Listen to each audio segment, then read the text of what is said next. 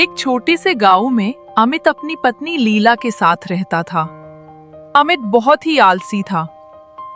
वो कभी काम पर जाता और कभी नहीं जाता था। इस कारण उसकी पत्नी उससे बहुत परेशान थी। आजी, सुनते हो मैं क्या कह रही हूँ? अरे उठो भी, सुनाई नहीं देता क्या? जब देखो तब आराम से पड़े रहते हो, ना काम करते हो, ना तुम्हें हमारे घर की कोई चिंता है। बस तुम्हें आराम करने को कह दो, दिन भर कुंभकर्ण की तरह सोते रहते हो। ठीक है, नहीं उठते हो तो अभी एक बाल्टी पानी लेकर आपके ऊपर डालती हूँ। नहीं नहीं, मैं उठ गया हूँ। क्या लीला, तुम भी सोने भी नहीं देती? मैं कितने अच्छे अच्छे सपने देख रहा था कि मेरे पास बहुत पैसे आ गए हैं, मैं बहुत अमीर हो गया हूँ, हमारे पास बड़ा सा घर है और नौकर चाकर हैं, आराम की जिंदगी है, और तुमने मुझे उठा दिया। सपनों से बाहर निकलो, हकीकत में आओ। हमारे पास ना नौकर चाकर हैं, ना बड़ा सा घर और ना पैसे। ये सब तो तब आएंगे जाकर तुम काम देखोगे, कोई काम करोगे। पैसे और आराम की जिंदगी ऐसे ही नहीं मिलती, उसके लिए मेहनत करनी पड़ती है, जो तुम करना नहीं चाहते। दिन रात खटिया पर पड़े रहते हो, क्या खांग पैसे आएंगे? कुछ तो शर्म करो। मैं पिछले हफ्ते ही तो काम पर गया था, ऐसा क्यों बोलती हो? मैं तो काम पर जाता हूँ ना। एक हफ्ता काम करते हो, एक हफ्ता घर पे लेटे रहते हो। ऐसे घर नहीं चलेगा। उधार पर राशन लाकर मैं कब तक घर चलाऊंगी? कब तक चलेगा? आप कोई अच्छा सा काम क्यों नहीं देखते? लीला, तुम तो जानती हो ना, मुझे मेहनत का काम करना बिल्कुल भी अच्छा नहीं लगता। मुझे कोई ऐसा काम चाहिए जिसमें कम मेहनत में बहुत सारे पैसे मिले। मेहनत करना मुझे पसंद नहीं। अगर ऐसा कोई काम तुम्हारे नजर में हो तो बताओ, मैं वो करने को तैयार हूँ। कुछ तो शर्म करो। मेहनत नहीं करोगे तो कुछ नहीं मिलेगा। ऐसे उधार की जिंदगी ही जीते रहोगे। यहाँ मेहनत के सिवा कुछ नहीं होने वाला। आपको मेहनत तो करनी ही पड़ेगी। उठो और कोई काम धंधा देखो। और हाँ, अगर आज तुम्हें कोई काम नहीं मिला तो शाम का खाना नहीं दूंगी। बहुत आराम कर लिया। जाते हो कि नहीं? अरे हाँ, जाता हूँ। चिल्लाती क्यों हो? हाँ, सुनाई देता है मुझे। क्या मुसीबत है, अब तो जाना ही पड़ेगा। फिर अमित काम की तलाश में निकल पड़ता है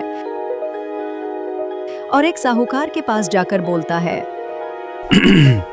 नमस्ते साहूकार जी, मैं काम की तलाश में हूँ। आपके यहाँ कोई काम मिल सकता है? काम तो है। कल से आ जाना, कल काम समझा दूंगा। लेकिन ये बताओ साहूकार जी, काम के कितने रुपए मिलेंगे? एक दिन के 10 रुपए दूंगा। ये क्या बात हुई साहूकार जी? 10 रुपए? मैं क्या दिन भर काम करूंगा? क्यों भाई, बाकी के मजदूर तो कर रहे हैं। तुम्हें तकलीफ है तो मत करो। मैं काम तो करूंगा, लेकिन सिर्फ 3 घंटे के लिए, और मैं 3 घंटे के 50 रुपए लूंगा।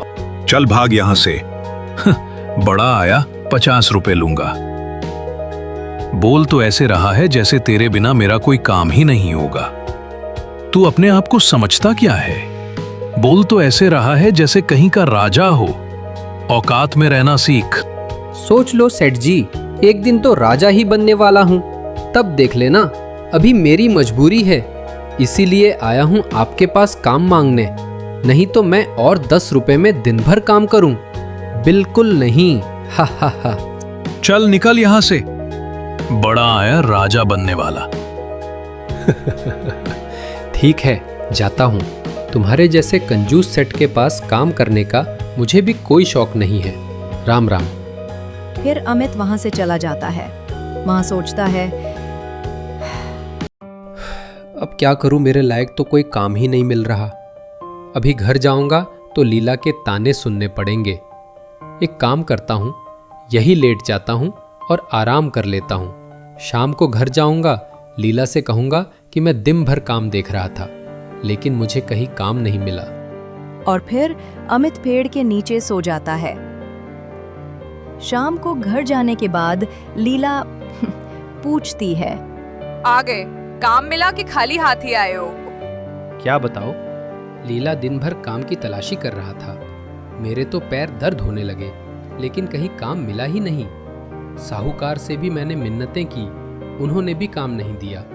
अच्छा, मैं तुम्हें अच्छी तरह से जानती हूँ, मुझे मत सिखाओ। तुम तो एक नंबर के आलसी हो। मुझे तो शक है, पता नहीं काम देखने गए भी थे या नहीं। अरे नहीं लीला, सच में मैं दिन भर काम की तलाश कर रहा था। अब मिला नहीं तो मैं क्या करूं? कल फिर से काम देखने जाता हूं। फिर रात हो जाती है। अमित के घर एक बूढ़ा आदमी आता है और अमित उससे कहता है, क्या करूं इससे? घर में आने दूं या नहीं? शक्ल से तो अच्छे घर का लग रहा है। अमित सोच ही रहा होता है, तभी लीला कहती है, अरे क्या सोच रहे हो? कभी तो कोई अच्छा काम कर लिया करो। मेहमान भगवान समान होते हैं, उनका सम्मान करना सीखो। देख नहीं रहे वो कितने बूढ़े हैं, इतनी रात को कहाँ जाएंगे? बाबा आइए, घर पर आइए, आज की रात आप यही रुक जाना। लीला उन्हें खाना देती है और उनके लिए बिस्तर भी लगा देती है। फिर अमित उनके पास जाकर बैठता है। बाबा, आपके बारे में कुछ बताइए ना, कहाँ के रहने वाले हो? बेटा, मेरा नाम श्यामलाल है। मेरे 3 बेटे हैं। मैंने जीवन में बहुत मेहनत की, बहुत धन कमाया।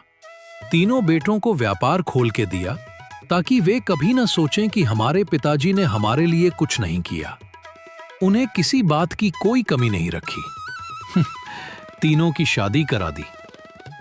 मेरे पास जितनी भी संपत्ति थी मैं तीनों बेटों में बांट आया हूं। सभी बेटे अपनी जिंदगी में बहुत खुश हैं। मैंने सोचा जिंदगी तो काम करते करते ही गुजर गई, अब थोड़ा भगवान में मन लगाया जाए। अपने अंतिम समय में ईश्वर के समीप रहना चाहता हूं, भजन कीर्तन करना चाहता हूं, इसलिए यात्रा पर निकला हूं। अच्छा, ये बात है। लेकिन एक बात बताओ बाबा, आपने सारी संपत्ति बेटों में बांध दी, अपने लिए कुछ नहीं रखा। रखा है ना बेटा, मैंने दुनिया देखी है। कल को मुझे किसी चीज की जरूरत पड़ी तो मेरे पास भी कुछ होना चाहिए। हाँ, बेटे और बहू का क्या है, कल को वे ये न समझें कि मैं उनके ऊपर बोझ बन गया हूं। और मैं दान पुण्य में बहुत विश्वास रखता हूं। मैं अपने बेटे से थोड़ी मांग सकता हूं, इसीलिए मैंने अपने पास 500 सोने की मोहरें रखी हैं, जो मुझे जरूरत के समय काम आ सके। श्यामलाल अमित को वो मोहरे दिखाता है। अमित देखता ही रह जाता है और सोचता है, बूढ़े के पास इतने सोने के सिक्के, इतने सिक्के तो मेरे पूरे गांव में किसी के पास नहीं होंगे।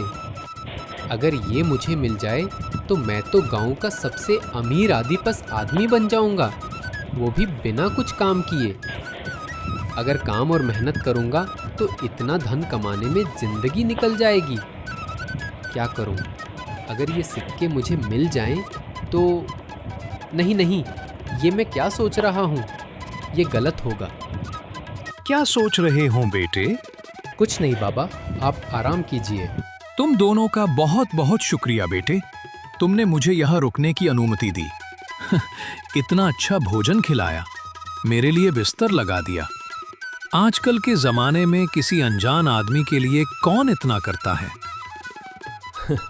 अरे कोई बात नहीं बाबा, आप हमारे मेहमान हैं। मेहमान तो भगवान समान होते हैं। आप आराम कीजिए। फिर दोनों पति पत्नी आपस में बात करते हैं। लीला, तुमने देखा उसके पास कितने सारे सोने के सिक्के हैं? हाँ, उन्होंने बहुत मेहनत से कमाए हैं। और सुना तुमने, उन्होंने अपने बेटी के लिए भी कितना कुछ करके रखा है। मैं क्या कह रहा हूँ, अगर इतने सिक्के हमारे पास होते तो कितना अच्छा होगा ना। सोचो, हमारी जिंदगी क्या से क्या हो जाएगी। हाँ, वो तो है। मैं अच्छी तरह से जानती हूँ तुम्हारे मन में क्या चल रहा है, और ये गलत है। उनकी मेहनत की कमाई है, तुम्हें भी कमाना है तो मेहनत करो। अरे लीला, जरा सोच के देखो, मेहनत करके कमाऊं तो कितना वक्त लगेगा। इस बुड्ढे को ही देख लो, अब जाके उसे फुर्सत मिली है और घूमने चला है। पूरी जिंदगी इसने मेहनत में गहुआ दी। मैं पूरी जिंदगी मेहनत करने में नहीं गहुआना चाहता। जरा सोचो, अगर वो सिक्के हमें मिल गए तो पूरे गांव में हम सबसे अमीर बन जाएंगे। तुम्हारी साड़ियाँ, तुम्हारे गहने देखकर गांव की औरतें तुमसे जलने लगेंगी। तुम रानी की तरह राज करोगी। बात तो तुम सही कह रहे हो, लेकिन ये तो गलत है ना। अरे कुछ गलत नहीं है, तुम इतना क्यों सोचती हो? वैसे भी वो बूढ़ा 500 सोने के सिक्के का करेगा क्या? उसकी तो उम्र हो चली है, अब उसे इतने धन की क्या जरूरत? उसके सिक्के की हमें ज्यादा जरूरत है। लील उसकी बातों में आ जाती है। फिर दोनों राजकोछोरी चुपके श्यामलाल के पास जाकर उसकी सोने के सिक्की चुरा लेते हैं और उसमें पत्थर डाल देते हैं। है फिर अगली सुबह।